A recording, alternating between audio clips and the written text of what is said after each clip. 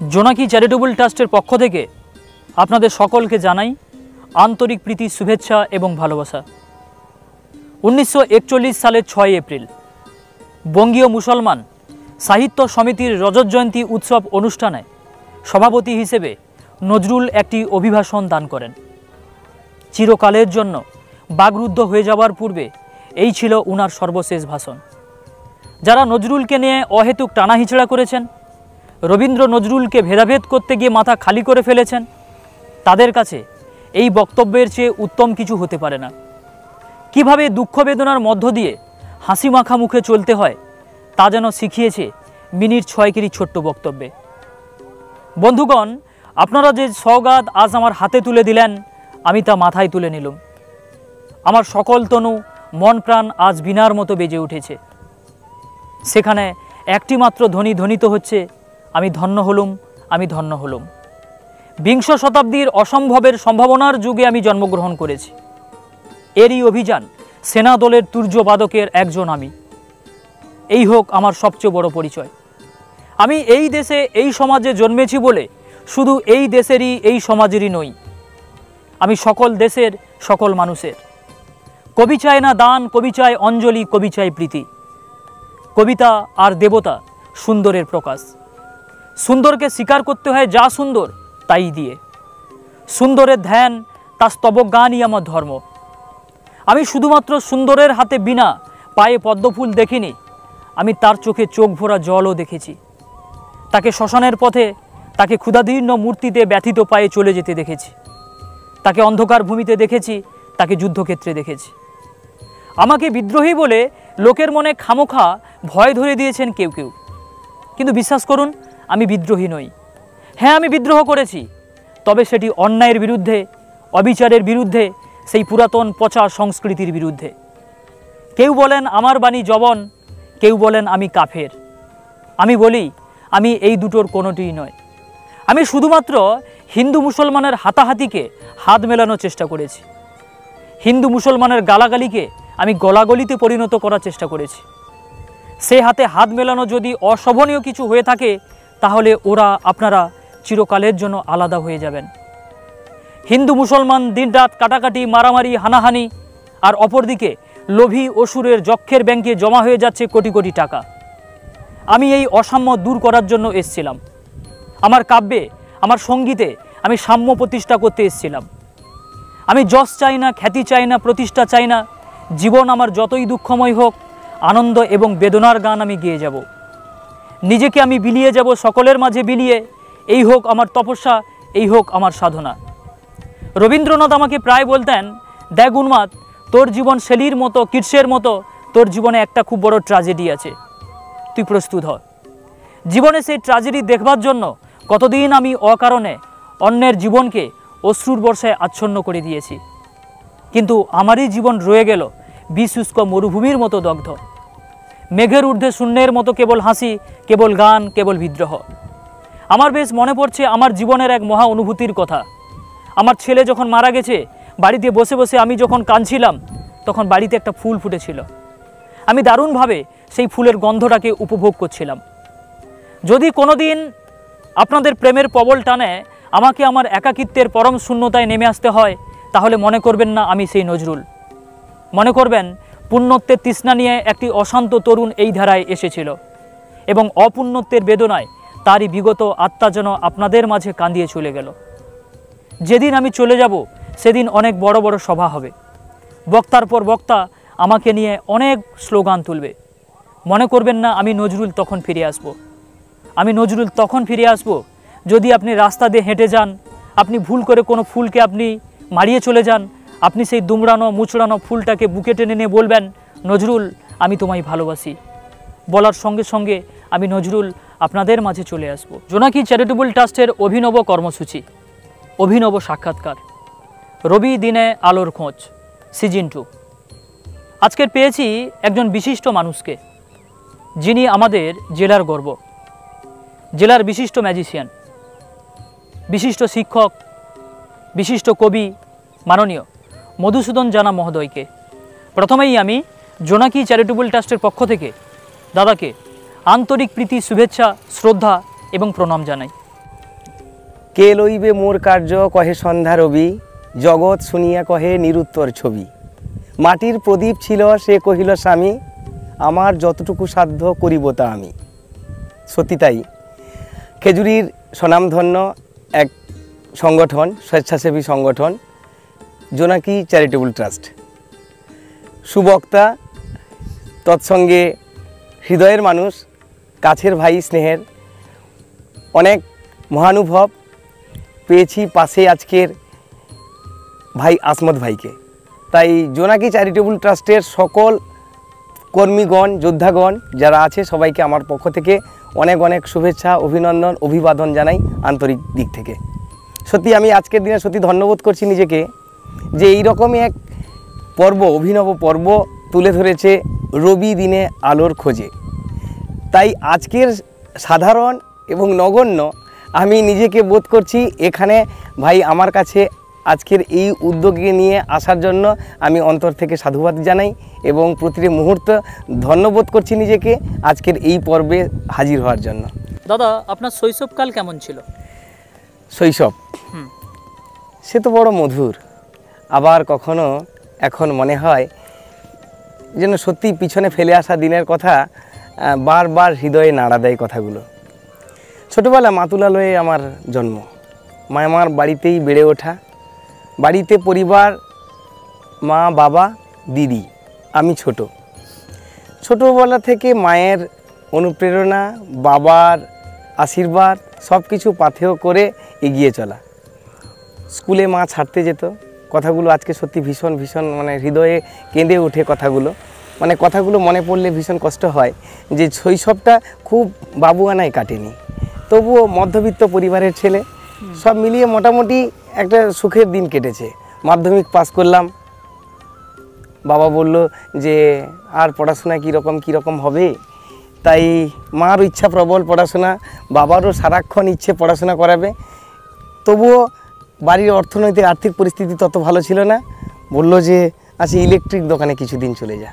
তাই ইলেকট্রিক দোকানে মাসখানি ছিলাম। তারপরে সেখানে কিছুদিন কাটার পরে মাধ্যমিকে রেজাল্ট বেরোলো ফার্স্ট ডিভিশন। বাবা বললো আয় তোকে ভর্তি করাই উচ্চ মাধ্যমিকে এসে পড়লাম, 2 বছর কাটলো। তারপরে বললো বাড়িতে আর্থিক পরিস্থিতি হয়তো লোকের কাছে শুনে যে প্রচুর টাকা খরচ, তাই বাবা বললো যে ঠিক আছে আজকে এখন তাহলে এই পর্যন্ত থাক আপাতত। তখন রেজাল্ট বেরোনো পর্যন্ত আমার জামাইবাবুর সঙ্গে চলে গেলাম হাওড়াতে, লেলুয়াতে ছাতা কারখানায় কাজ করতে। ছাতা কারখানায় কিছুদিন কাটছিল, হঠাৎ করে খবর এলো জিওগ্রাফিতে খুব ভালো রেজাল্ট হয়েছে, তো কলেজে ভর্তি করাই যায়।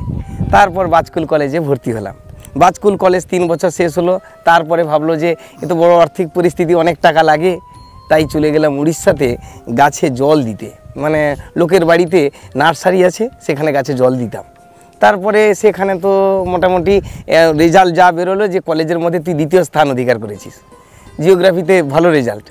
তারপরে আবার চলে এসে MA, তারপরে বিএড, এইরকম করে শৈশবটা এইভাবে করতে করতে শৈশবটা এইভাবে কেটে গেছে আর কি, পড়াশোনার মধ্য দিয়ে। দাদা, আপনি শুধু জেলা নয়, আজকের জেলা ছাড়িয়ে রাজ্য স্তরে পর্যন্ত আপনি ম্যাজিকের দিক দিয়ে সুনাম অর্জন করেছেন। শুধু রাজ্য নয়, আপনি আমাদের এই দেশ ছেড়ে বাংলাদেশ পর্যন্ত পৌঁছে গেছেন সাহিত্য সূত্রে, এবং সেই সাহিত্যের পাশাপাশি আপনি সেখানে গিয়েও আপনি ম্যাজিক দেখেছেন বা দেখিয়েছেন আপনি। তো আপনার এই ম্যাজিকের জগতে কিভাবে আসা? হ্যাঁ, ম্যাজিক নিয়ে যদি একটু কথা বলি, কারণ এই মুহূর্তে ম্যাজিক তো নিয়ে প্রায় পরিচিতিটা তৈরি হয়েছে সবার সঙ্গে। ম্যাজিক একটা 64 কলাবিদ্যার একটা অন্যতম বিদ্যা। তো ওই বিদ্যাটাকে বড় ইচ্ছে ছিল, বাবা কিন্তু যাত্রা জগতের মানুষ, প্রম্পটার করে, প্রথম নারী চরিত্রে অভিনয় করতো। আমিও আরও মনে মনে ইচ্ছে হতো আমিও যদি মঞ্চে কিছু অভিনয় করি বা কিছু একটা করি। তারপরে একদিন খবর কাগজে অ্যাডভার্টাইজ দেখলাম যেখানে ম্যাজিক শেখানো হয়। ঘরে না বলে আমি চলে গেলাম ম্যাজিক শিখতে। 1 বছর বাড়িতে বলিনি যে কি শিখছি। তারপরে একদিন বাড়িতে টিউশন পড়াই, হঠাৎ করে বড়দিনের দিন ঘরে মাকে বাবাকে বললাম, বাবা আমি একটু ম্যাজিক দেখাবো। তো বলে কি ম্যাজিক? না এইরকম করে এইরকম ম্যাজিক হয়। তারপর আমি বাচ্চাদেরকে দেখালাম এবং ঘরের সাপোর্ট প্রচুরভাবে পেলাম। তো তারপর ম্যাজিক জগতে আমার ধীরে ধীরে যাত্রাপথ আরও দীর্ঘায়িত হতে থাকে। বলতে বলতে প্রায় 13 থেকে 14 বছর হয়ে গেল আমার ম্যাজিকের জগতে। এখন মোটামুটি ম্যাজিকটাকে এত ভালোবেসে ফেলেছি, প্রায় রক্তের সঙ্গে মিশে গেছে। আচ্ছা দাদা, আপনি খেজুরি থেকে সেই বাংলাদেশের উদ্দেশ্যে পাড়ি দিলেন। বাংলাদেশে আপনি যখন সেখানে পৌঁছলেন, সেই সময়ের অনুভূতি আপনার কেমন ছিল? সেই জায়গায় আপনার প্রতি তাদের আতিথেয়তা কেমন ছিল, বা আপনার প্রতি তাদের আচরণ কেমন ছিল? আচ্ছা বলি, 1971 মনে হয় দেশ যখন স্বাধীন, মানে বাংলাদেশ যখন স্বাধীন, তো তার পরবর্তী থেকে সোনার বাংলাদেশ। তো প্রথম আমি ভাবতাম যে কাঁটা তার একটা বেড়া জাল পেরিয়ে দেশ পেরোতে হয়। প্রথমটা একটু কেমন লাগছিল, যে কেমন করে যাব, কি ব্যাপার। ধীরে ধীরে পাসপোর্ট হলো, সাহিত্যের জগতে অনলাইনে কবিতা লেখালেখি করি।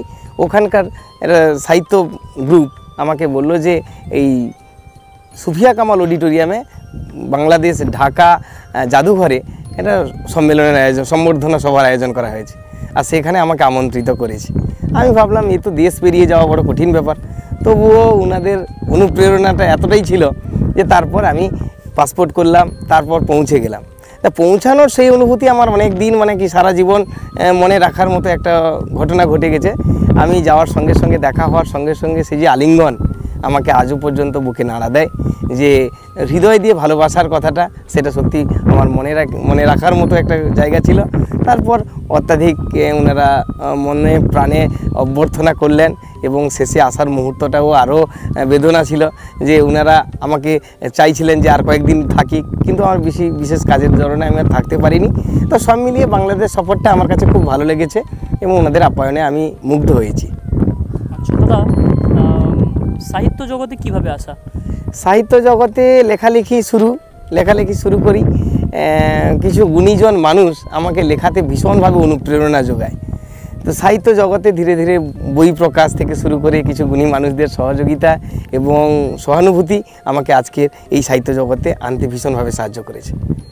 প্রথম সাহিত্য জগতে বলতে আমাদের শ্রীমন্ত দাস মহোদয় সম্মানীয়, উনি বললেন কলকাতাতে একটা বই কৃষ্ণপ্রসাদ হলে বই প্রকাশ হবে, তোমাকে একটা লেখা দিলে। তো সেখানে প্রথম আমার লেখা জমা যায়। তারপরে ধীরে ধীরে প্রত্যহ কন্টিনিউ দিনকে উল্লেখ করে স্মরণীয় দিন প্রতিদিন, সেই স্মরণীয় দিনে নিবেদিত কবিতাগুলো লিখতে থাকি। তারপরে বই একটা প্রকাশ করিয়ে আমাকে প্রচুর অনুভূতি জুগিয়েছেন বিষ্ণুপদ জানা মহোদয় সম্মানীয়। উনি মিষ্টি মধুর কথারা বলে একটা কাব্যগ্রন্থ, ছোট হলেও মোটামুটি উনি প্রকাশ করাতে ভীষণভাবে ওনাদের সহযোগিতা ভালোভাবে আছে আমার কাছে। আপনি খেজুরি পেপার মিউজিয়াম করেছেন, হ্যাঁ। তো এই সংবাদপত্র সংগ্রহের এই ব্যাপারটা আপনার মাথায় এলো কেন? সংবাদপত্র নিয়ে একটু কথা বলি। সংবাদপত্র সমাজ জীবনের জীবন্ত দলিল। সংবাদপত্রই বলে দেয় সমাজ জীবন কেমন চলছে। হঠাৎ করে সাংবাদিকদেরকে সম্মান জানানো, সংবাদের মূল্য, সংবাদপত্রের মূল্য, সর্বোপরি যে সংবাদটা কতটা গুরুত্বপূর্ণ সেটা তুলে রাখার জন্য বা ভবিষ্যৎ প্রজন্মকে বোঝানোর জন্য আমার এই প্রয়াস। অর্থাৎ একজন সাংবাদিক বহু পরিশ্রম করে নিজের জীবন বাজি রেখে একটা সংবাদ সংগ্রহ করে, পরের দিন সেটা গ্রাফিক্স, প্রিন্টিং, এডিটিং হয়ে সকালে পাঠকের হাতে পৌঁছায়। সকালে যেভাবে সযত্নে মানুষ গ্রহণ করে সংবাদপত্র, বিকেলে সেটা চলে যায় ডাস্টবিনে। তো সেই এত যে পরিশ্রম কিলো দরে বিক্রি হয়ে যায়, সাংবাদিকের মূল্য কিলো দরে বিক্রি হয়ে যায় পরের দিন। কিন্তু একদম সংবাদপত্র যদি কেউ সংরক্ষণ করে রাখে, তো একদিন ইতিহাস তৈরি হবেই হবে। এই ভাবনাকে মাথায় রেখে এবং সংবাদপত্র যাতে সংরক্ষণের চিন্তাভাবনাটা পেয়েছি বিনয় কৃষ্ণ মণ্ডল মহোদয়। উনি সংরক্ষণ কিভাবে করতে হয় ওনার কাছ থেকে আমি ধারণাটা পেয়েছি, সংরক্ষণ। তারপরে ধীরে ধীরে সংবাদপত্র জোগাড় করি, তারপরে এখন মিউজিয়াম হয়ে গেছে। অনুপ্রেরণা তো কেউ না কেউ রয়েছে, হ্যাঁ। তো আপনার অনুপ্রেরণা যারা, তাদের নাম অবশ্যই বলুন এবং তাদের প্রতি আপনি কতটা চিরকৃতজ্ঞ। হ্যাঁ, সত্যি একটা মানুষ বেড়ে উঠতে হলে একটা বেড়া দরকার হয়। একটা গাছ যখন বেড়ে ওঠে তার একটা বেড়ার প্রয়োজন হয়। তো আমাকে যারা বেড়া হিসেবে অথবা সংরক্ষিতভাবে আমাকে বেড়ে উঠতে সাহায্য করেছে, প্রথমে আমি আমার প্রণম্য পিতামাতাকেই নাম বলবো, কারণ ওনাদের অনুপ্রেরণা, ওনাদের আশীর্বাদ আজকে আমাকে এই জায়গাতে পৌঁছে দিতে সাহায্য করেছে। আমি যখন প্রথম রাত জেগে খবর কাগজ কাটতাম, যদি বলতো যে না এইসব করা ঠিক হচ্ছে না, তাহলে হয়তো আজকের মিউজিয়ামটাই গড়ে উঠতো না। তারপরে আমি যখন আমার বিবাহিত জীবনে এলাম, ম্যারেড লাইফে, তখন কিন্তু যদি আমার মিসেসও বলতো যে এই খবর কাগজ কী করছো কি, তাহলে হয়তো ব্যাপারটা সেখানে হয়তো বন্ধ হয়ে যেত। কিন্তু আমার স্ত্রী এবং মা বাবার প্রতিটা কাজে এগিয়ে চলার যে পথ দেখানোতে ওনাদের ভূমিকা ভীষণভাবে অনস্বীকার্য। তারপর আমাকে সর্বপ্রথম সাহিত্য জগতে প্রবেশ করানোর ক্ষেত্রে আমি সম্মানীয় প্রবাল কান্তি হাজরা মহোদয়ের নাম বলবো। উনি প্রথম আমাকে খেজুরি সাহিত্য সম্মেলনীতে ডাকার ব্যবস্থা করে। তারপর এই খেজুরি নিউজ পেপার মিউজিয়াম গড়াতে প্রথম যিনি আমাকে অনুপ্রেরণা দেয় সম্মানীয় সুদর্শন সেন মহোদয়। হ্যাঁ, ওনারা মোটামুটি আমাকে খবর কাগজ মিউজিয়াম কিভাবে তৈরি করতে হবে, কি করলে ভালো হবে, সব বিষয়ে কিন্তু আমাকে ভীষণভাবে সহযোগ মানে ভীষণভাবে হেল্প করেছেন। তো আমি ওনাদের কাছে সত্যি চিরকৃতজ্ঞ। আর ম্যাজিকে কিভাবে মানে হ্যাঁ, ম্যাজিকের গুরুদেবের কথা বলি। ম্যাজিকের আমি প্রথম অনুপবাবু বলে একজন ম্যাজিশিয়ান, ওনার মেলাতে স্টল চলছিল, আমি গিয়ে দু একটা ম্যাজিক শিখি। তো প্রথমে আমাকে বললো একটা টাকা হাতে নিলাম, টাকাটাকে ভ্যানিশ হলো। আমি চমকে উঠলাম যে টাকাটা কেমন করে ভ্যানিশ হলো, ভাইয়ের কাছে কোনো টাকা আছে? আছে, যদি টাকা আছে একটা আমাকে একটু দিলে ভালো হয়, যে কেমন করে। তারপরে কয়েন টাকা হবে, কয়েন টাকা হবে, তাহলে কয়েন টাকা হলে ভালো হয়, কয়েন টাকাটা দিয়ে দেখাই একটা। বাহ। তো এইরকম করে আমাকে যখন প্রথম শিখেছিলেন একটা হাতে নাতে এরকম একটা টাকা নিলাম, তারপরে টাকাটাকে আমি এখানে রাখলাম, একটু ম্যাজিক করলাম। একটু ম্যাজিক করলে আস্তে আস্তে করে যখন দেখি টাকাটা হাত থেকে উধাও হয়ে যায়, অর্থাৎ টাকাটাকে এইভাবে উধাও হয়ে গেল টাকাটা। তারপরে টাকাটা উধাও হয়ে গেছে, আবার যদি আমি টাকাটাকে আনার চেষ্টা করি তো এইরকম করে এইভাবে টাকাটাকে আনাও যায় হাত থেকে। তো এইভাবে ম্যাজিকের প্রথম সূত্রপাত হিসেবে অনুপবাবু, তারপরে রবিশঙ্কর বাবু, তারপরে ম্যাগনেট বিপ্লব কুমার মহোদয়, ওনারা কিন্তু মদনমোহন বাবু, ওনারা আমাকে কিন্তু ম্যাজিকে চলার পথটাকে আরও প্রসারিত করতে সাহায্য করেছে। ওনাদেরকে সম্মান শ্রদ্ধা জানাই, ওনারা আমাকে ম্যাজিক জগতে আরও প্রসারিত করার জন্য। আমার শেষ প্রশ্ন দাদা, জোনাকির কাজকর্ম সম্পর্কে আপনার মন্তব্য কি? প্রথমত বলি, জোনাকি নামটা করণের সার্থকতা প্রচুরভাবে লুকিয়ে আছে। সেরকমই জোনাকি দিনের আলোতে দেখা যায় না, জোনাকির আলোটাকে দিনের আলোতে দেখা যায় না, অন্ধকারে কিন্তু আলো দেয়। সেই রকমই জোনাকি যেখানে দরিদ্র নিঃস্ব রিক্ত মানুষদের কাছে, যেখানে এখনো পর্যন্ত সভ্যতার আলো পৌঁছাতে পারেনি, সেখানে পৌঁছে যায় জোনাকি। আর জোনাকি সত্যি নামকরণের সঙ্গে সঙ্গে কাজকর্ম সেই একইভাবে করে চলছে। তাই জোনাকির কাজ নিয়ে তো আর কিছু মুখে বলার ভাষা নেই।